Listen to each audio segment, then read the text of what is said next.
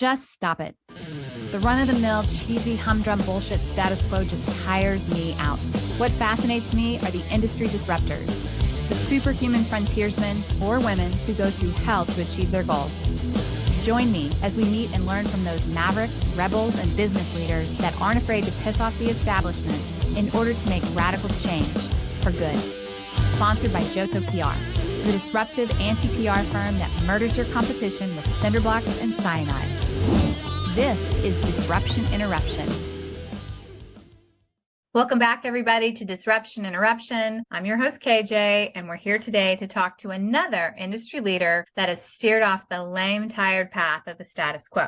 Today's guest has been disrupting for over a decade. He has a laundry list of accomplishments. I'll give you a few. He's head of revenue for a venture-backed SaaS startup. He advises early-stage founders on building their first go-to-market teams. Super important. He's a product-led growth enthusiast, which I love, and he advocates for the deaf and hard of hearing. But why are we talking to him today? Because he is building the future of accessibility. Coming to us live from the greater Boston area, please welcome our disruptor, head of revenue at Ava, Anthony Franklin. I should say Anthony Franklin! Get the crowd noise going in the background. Yes. Where are you in Boston? Yeah, I'm in Boston, Newton specifically, but got my little clan, married 5 kids and loving life. That's fantastic. I was just there not too long ago. Cool. So let's get going. I want to talk about this future of accessibility. But before we do, I want to know, and our listeners always want to know, Anthony, what is your fundamental main ingredient for disruptive innovation that drives you? For me personally, it's a laser focus on our users, their problems, their concerns, and the solutions to why they came to us in the first place. So I think a lot of companies and a lot of products, frankly, just kind of go off a path of building cool features or features that someone somewhere might like, but they're not really focused on their specific user base and building exactly what they want. And I think, it sounds kind of like the lame, easy answer, like why everybody should be focused on the user, but it's actually very easy to get lost in what you could build versus what your target market actually wants you to build. And I found that's led to a ton of disruption in my personal life and in companies that I've advised. I know you're a product-led growth enthusiast, right? Sure. And that almost seems like an oxymoron based on what you just said, right? But it's really not. Like how is being a product-led growth enthusiast tie into really focusing on the problems of your target audience? And why is that so important? Yeah. So when we talk about product-led growth, and it's kind of a buzzword, the idea here is that, we are, instead of the traditional go-to-market strategy where we send marketing materials that hopefully hit the right spot, we use our salespeople to persuade people, we don't let them use the product until they pay us, and then we let them use the product, and then we have a customer success team that is very focused on, hey, let's have a lot of meetings and talk to you about how how the product's working in your organization. Scratch all of that. Product-led growth is how can I use our product to be our marketing engine? Like, forget sending random things to people. How about we just let them use the product for free and they can decide whether this meets their needs or not, right? Can we use the product to be the salesperson, right? That the product itself can give us a lot of the data we need so that we can actually forward and direct users to the problem that they started with in the first place. We believe every user starts with a problem. They don't care about us. They don't care about you or anyone. They want this problem solved, and that's all that really matters. And it goes down the line. Customer success is not just guessing and putting meetings on the calendar, but they're saying, hey, we see how you're using it, and here's some things that can help you get even more value and solve even more problems in your organization with our product.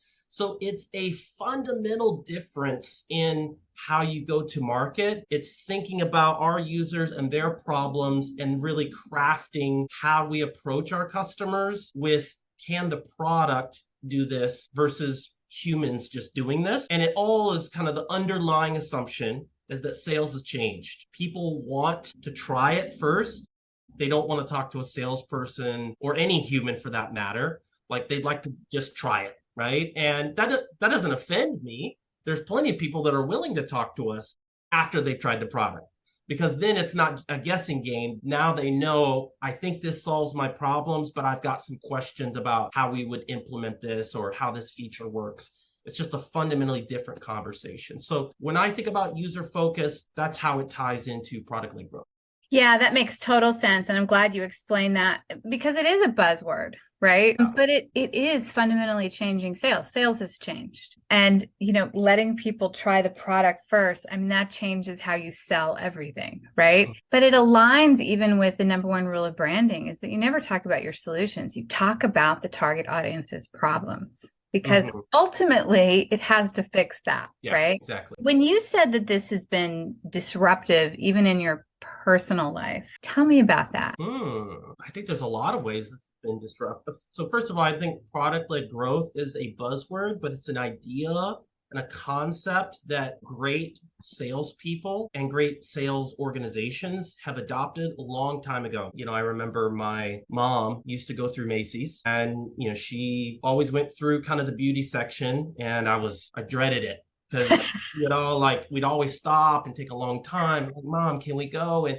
they would always do the perfume thing where they would spray you and kind of like, oh yeah, oh wow, I really like that, right? And they got very early on that forget the advertising. If I can get somebody to experience the product first, that's the best salesperson there is versus, let's try to guess through a conversation, right? Like, let's get them into the product. And, for my own personal life, all the products that I buy, I try first, right? That from, Netflix to, whatever application before I buy it, I want to see that it's actually working, right? Even if it's a $5 app that I got to pay for, I want to get some kind of experience, whether this is going to be useful. So I think the idea here is very much this has evolved to not just how we work in a store, but very much how the whole go-to-market organization organizes itself. Can we use product data, our solutions to really be a much better fit for our customers and help them reach conclusions much quicker?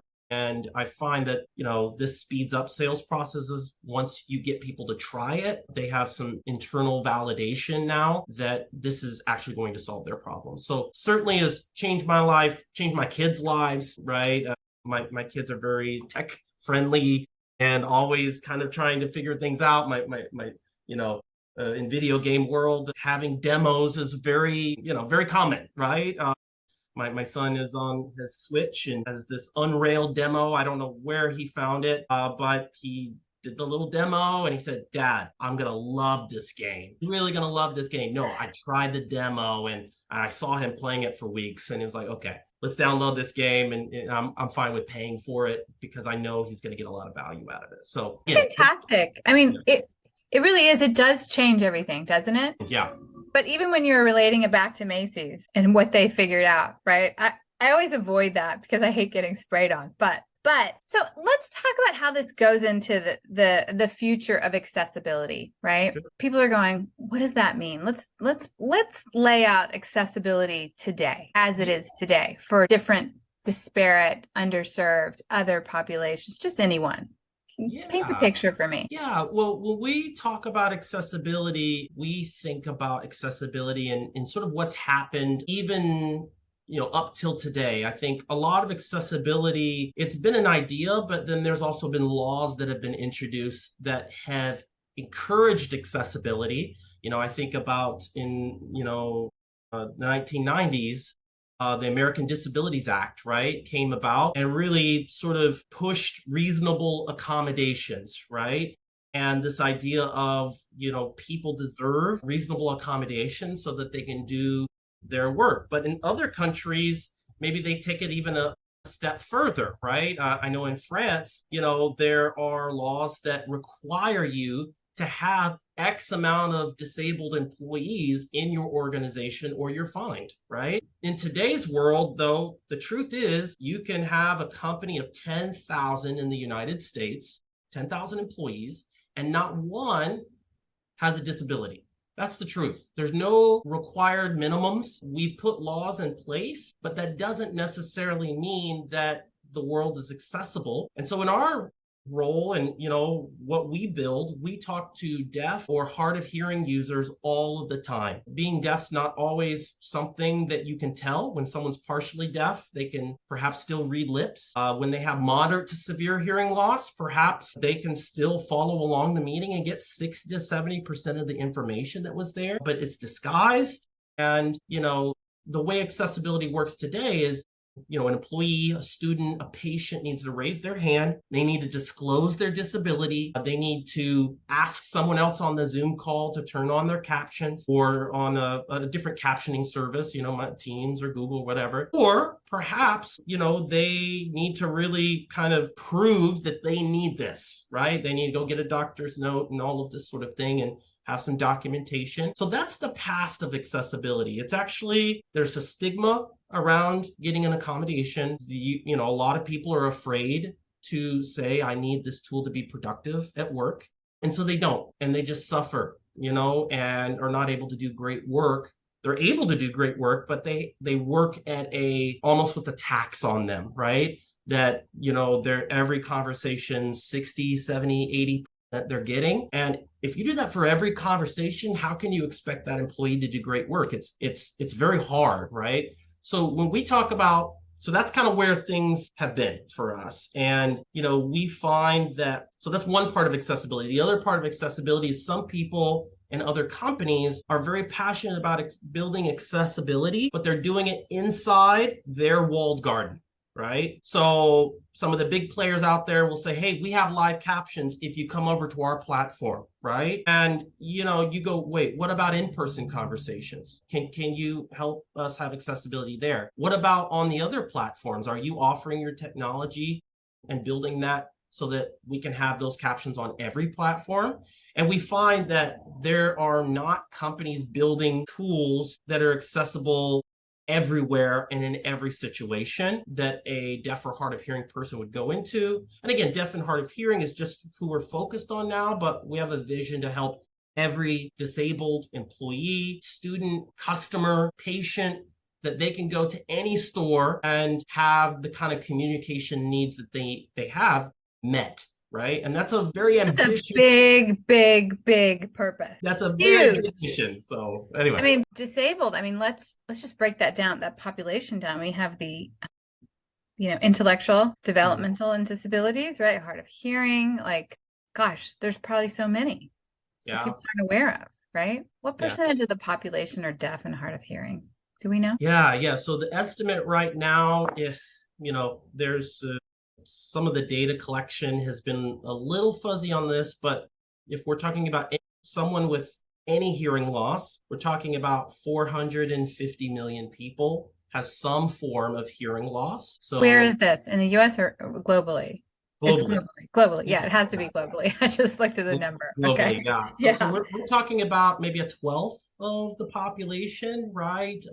Is kind of suffering from some form of hearing loss. And often hearing loss, sometimes it can compound with other sort of disabilities. But that's, and again, most people kind of go to work not thinking about this community, because a lot of times either they're underemployed, so they're not really in my job because this employer has not really supported this group of people, or the people that do have hearing loss are hiding it for fear that they'll be looked at, they can't do their job or whatever, which is really unfortunate, because this community is brilliant and smart and hardworking and has had to use a lot of technology tools their whole lives to be productive.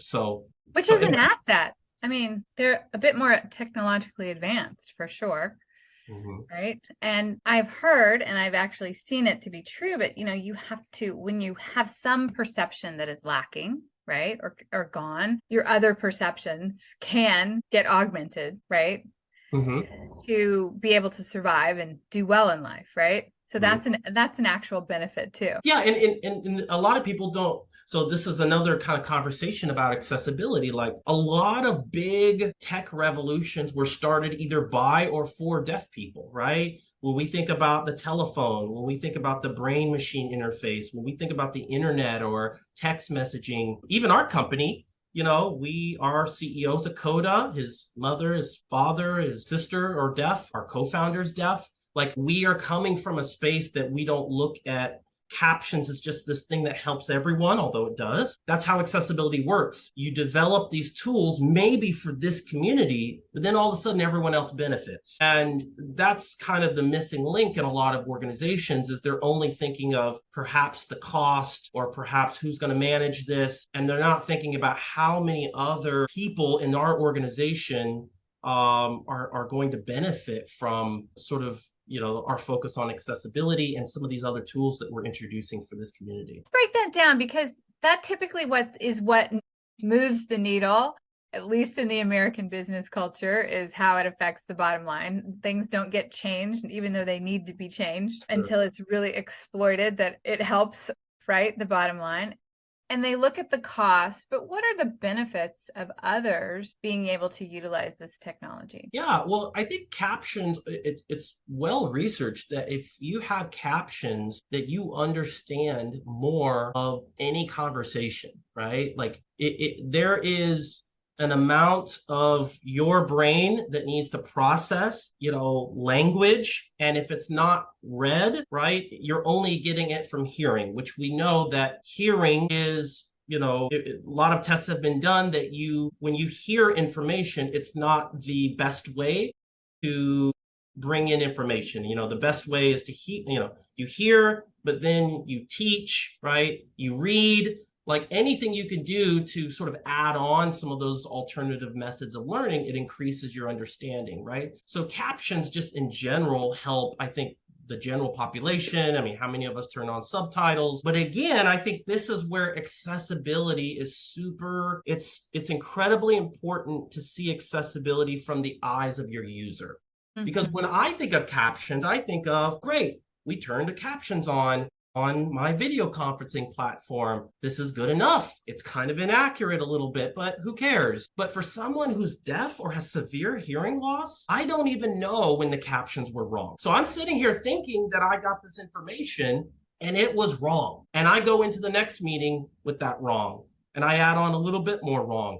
And I go to the next one, and all of a sudden, we haven't thought of captions from, again, the viewpoint of our users. And so that's what we're very focused on, is this community that has hearing loss, right? How can we create a platform that takes captions that everyone's sort of familiar with, but makes them highly accurate and allows them to understand not just captions, but who said what, when they said that, review those captions immediately after the meeting, right? That's where I think it's important for us to not just talk about accessibility in general, but I think it's important that accessibility is different in the eyes of the communities that you serve, right? And the tools that you use. And it's very individualized. So that's kind of how we think about it. Yeah, well, very interesting. So you just started to foray into like the innovation and the technology. And you've mentioned a little bit about how it's different, right?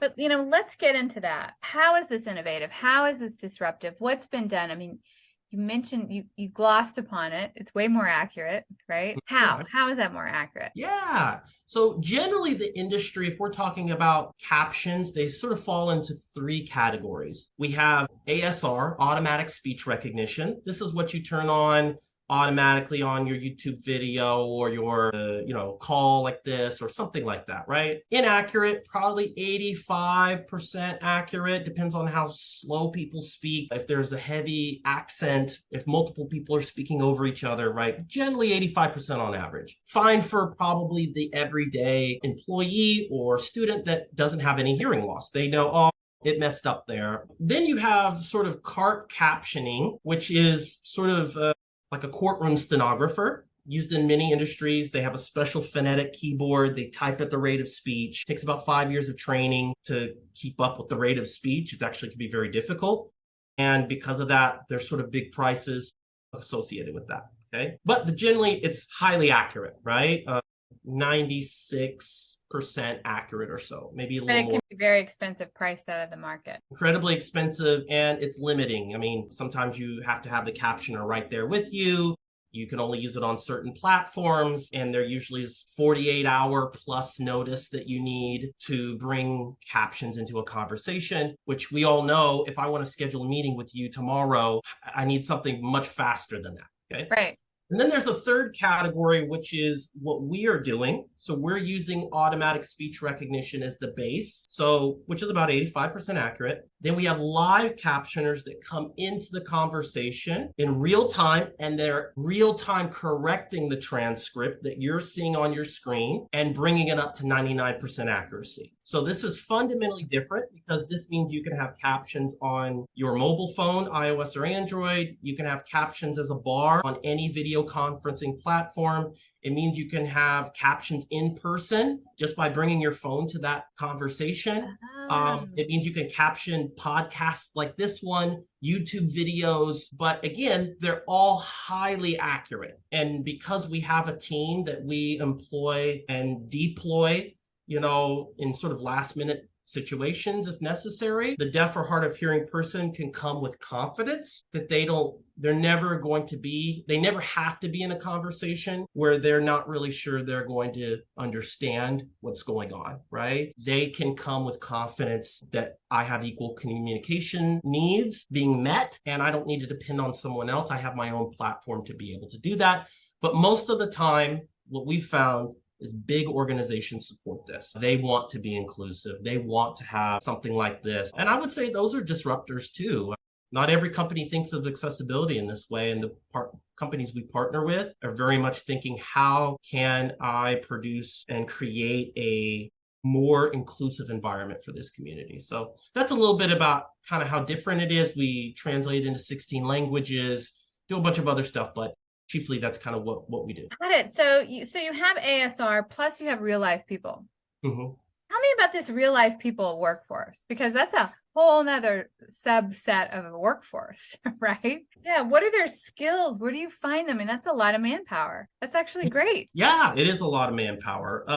So a lot of places we find them, they need to have certain requirements for kind of words per minute.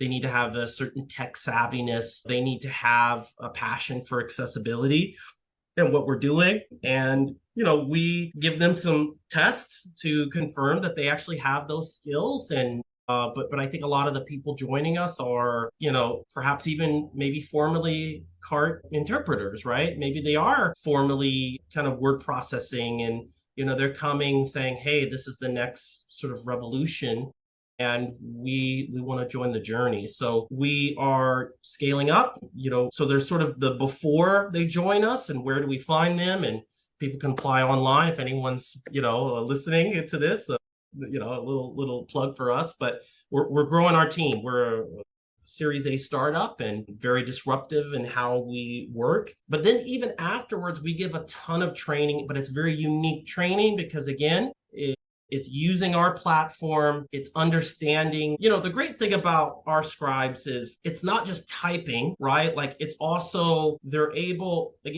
only doing the 15% or so that was incorrectly transcribed. So what that means is they can focus more on punctuation, capitalization, who said that, right? And really getting those nuances in the transcript live that perhaps maybe some of our competitors wouldn't be able to grab.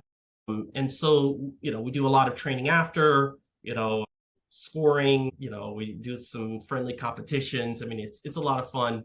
Our scribe team is so important to kind of what we do for sure. Yeah, they're amazing. And they speak multiple languages. Yeah, well, some of them. We usually do one language or two. They may be bilingual if they're doing from one language to another, but typically they're one language. Got it. And are you deploying all around the world? Are you in the US right now? Yeah, we're in the US and Canada. We have a team in Europe. So half of our company's based in France and half of our company's based here in the US, but currently have customers in, the Middle East. We have US, Canada, and France. So we support 16 languages, but those are our focus sort of areas, I would say, is Europe and sort of US, Canada. Yeah, I get it. How did you get into this? First of all, before I ask you that, how do you test people for their passion about accessibility? Great. That's, it's somewhat subjective. Yeah. I'll say that. But, for us, if somebody's passionate about something, it bleeds through them. They talk about things they're passionate about. So they should be talking about this in the interview unprompted. They are invested. So they've done their research. Typically, great candidates for us are people who have downloaded Ava and tried it out and have said, hey, wow, it was this or it was that, or I tried it in my conversation with my mom and it was crazy. It was captioning both of us and it was kind of accurate. And, like they're giving feedback, or they may even say, hey, this happened and there was a problem with this, right? It's okay. We're open to that feedback, any feedback that helps our users. But that passion shines through. Our CEO, Thibaut, is very outspoken about this community and has done TED Talks and, has been on the world stage talking about the deaf and hard of hearing community. So they'll have engaged with some of that. Again, we're not expecting people to kind of worship at the altar of Ava here, right? But I think the idea is like when I'm passionate about something, I really am invested and I want to know more. And I've done, a few steps that maybe show that I've invested. So I think it's that interest factor. You really can't fake interest. If someone is really interested, you can tell. Yeah. And some of our employees or scribes or other people on the team know American Sign Language, right? Or they have a mom or brother, coworker that has hearing loss, and so they're like, yeah, I could really see how this could be valuable for them. So it's really cool to see the team sort of gathering. Yes. Well, one thing I know about that community is that they definitely advocate for each other, for sure. How did you get into this? How did you get into advocating for deaf and hard of hearing? Great, yeah. So my career, I graduated from college and went into sales immediately and just individual contributor selling advertising, and then started managing a team pretty quickly. And then I just got bored. It was kind of a place where, there just didn't seem like there was a lot of upward motion, kind of small company, had been that way for a while, and, was looking for something different. And my faith has always been a big part of my life. I think it energizes me. I think it helps give me perspective and changes the way I approach management. So I started, in 2014, as the senior pastor of a kind of mid-sized church. And again, that's been a big part of my life, still is. And that was great. It was a totally different experience. It put me on, it was much more of like the vision, the goals for the organization, meeting with our board, and, having to speak, a few times a week, much more than I was speaking as a manager, for sure, as at least a public kind of scale. But, the thing I really appreciate about that role was you think differently when you're in the nonprofit world, and you think about how to motivate people differently. I don't have a bunch of cash to throw at people. I want to know why they do what they do, and I want to know what they're intrinsically motivated by. And tie that in to how they contribute to the organization, right? And anyway, I left that role. I had twins, needed more money, well-paying job for sure. And at that point, had my 5 kids, right? So went back into sales. You're your own little posse there, right? Yeah. I'm always a leader of my clan, at least, Yeah.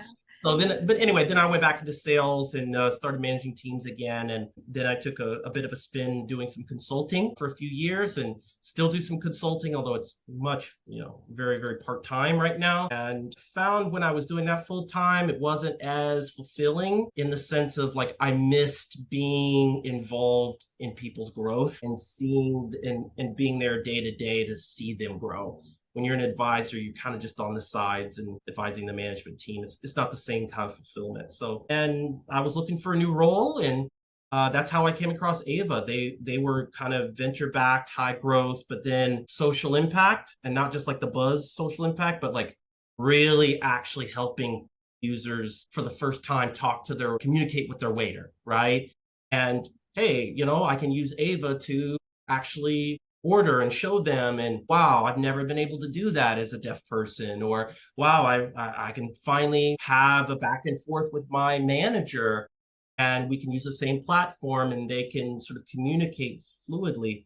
Like, it was like, wow, this is an amazing place. So anyway, so that's why I joined Ava, and from my background and what you heard, It makes social total impact, sense. yeah, it totally Yes. makes sense. Yeah, it totally makes sense. Where do you see the future of accessibility in this particular sector? And, what are the plans for Ava? Yeah. So for us, actually just last week did a presentation on this at Closing the Gap, which was an assistive technology conference. But I think when we think about the future of accessibility, we think of so we are very much believers that it's autonomy then accessibility, right? So when I provide tools, I have to be very careful that I am not making them come to me first and always come through me. I need to provide a tool that they can use when they feel they need it. It's not just something that is, I have to manage and they have to come to me first. I want them to feel flexible, and that's how we think. And that's why Ava was created, that idea of autonomy, and I can use this when I want.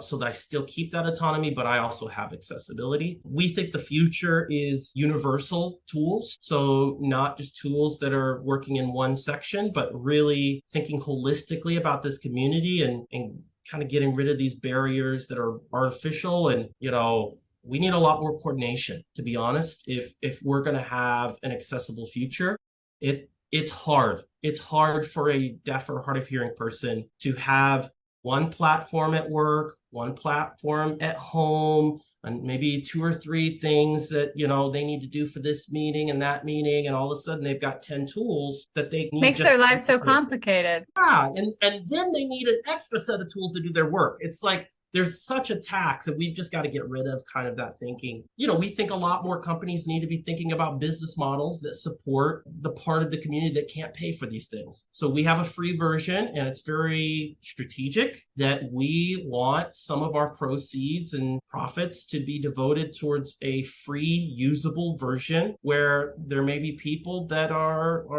let's say are seniors, that they don't have revenue coming in, and how can we support them, right? So very much thinking from that perspective. We think about expand it out, yes, because accessibility is not just one sector of the population. There's many other sectors that we mentioned before, and elderly is another one. Yeah, for sure. Our company was actually originally founded, like we were trying to solve this problem of even ASL and being able to deliver that in a very electronic way, to make it very easy for anybody to get ASL interpretation, right? And there we did some kind of work with kind of gloves that do ASL and could kind of communicate this virtually. Like the technology wasn't there. So we do sort of the captioning, but again, this is like level 1 of like a level 10 plan. Like for us, we're serving this segment because we know them very well, but we also know that our platform can be so much more useful to others. Maybe those with dyslexia. Can we read these captions back to people? Can we use AI to distinguish speakers and who said something in the transcript automatically? We're already doing that for folks on the iOS or iPhone versions. We're thinking much more about how do we use technology not just to benefit everyone, which we know there's companies doing that, but we really want to use technology to benefit, the community that needs access to communication tools. And primarily that's the disabled community. So, we're actively hiring. We've got a ton more growth ahead of us. We're laser focused though on helping our users and the universities, the organizations that we work with to deliver a great experience to, the deaf and hard of hearing that are inside of their organizations. So that's kind of how we think about things. That's awesome. And I love to hear universities and other corporations are really getting behind this. I think that's so needed, right? Yeah. And let me just add here too, from that point, we also find that there's tools for school, tools for work. So you have to use a different tool when you go to a new job or when you're in high school and you're deaf or hard of hearing. But we envision a future where you can take one platform and it stays with you wherever you go through that journey. So again, you always have the confidence that you have that tool wherever you go. So a lot of confidence, isn't it? It's confidence, it's security, it's like the ability to communicate and be part of the world. Exactly. I mean, communication is the universal solvent, right? Agreed. So you guys are latched on to that. I love it. What are your crazy passions? Crazy passions. Well, my crazy passions are my kids, for sure. Your 5 kids. I thought I heard my door open here. But I've got 5 kids. I got twin girls, 5-year-old girls. I've got a rambunctious 8-year-old boy.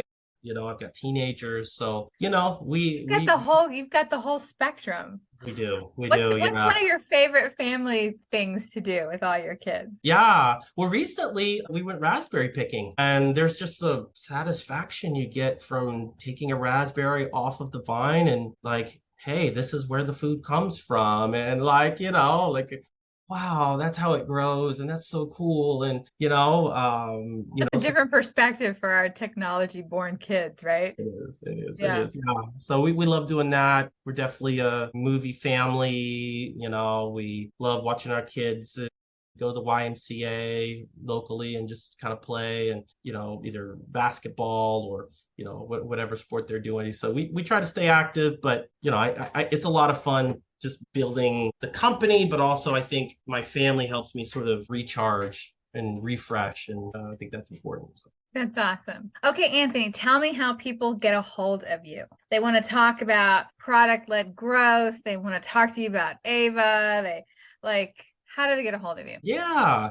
So I think the best way to get a hold of me, if you just want to talk product-led growth, is just to hit me up on LinkedIn. I think that's a kind of a great place, and I check that definitely every day. So just hit me up on that. And that's the linkedin.com/Anthony Franklin1. And just hit me up there. If you are interested in, just making your environment more inclusive, or possibly looking into Ava to make every meeting and, hopefully as one of the tools that produce a more inclusive environment, reach out to me. My email address is anthony.franklin@ava.me. So the ava.me throws people off, .me. So but would love to chat. And again, always willing to help or forward people to other places if we don't provide the kind of support that your employees or students need. We think of accessibility as there's a lot of us that need to work together to make a more inclusive environment, and we'll forward you the right way if we're not the people to help. Thank you. I think this is great. It gave me a different perspective on accessibility.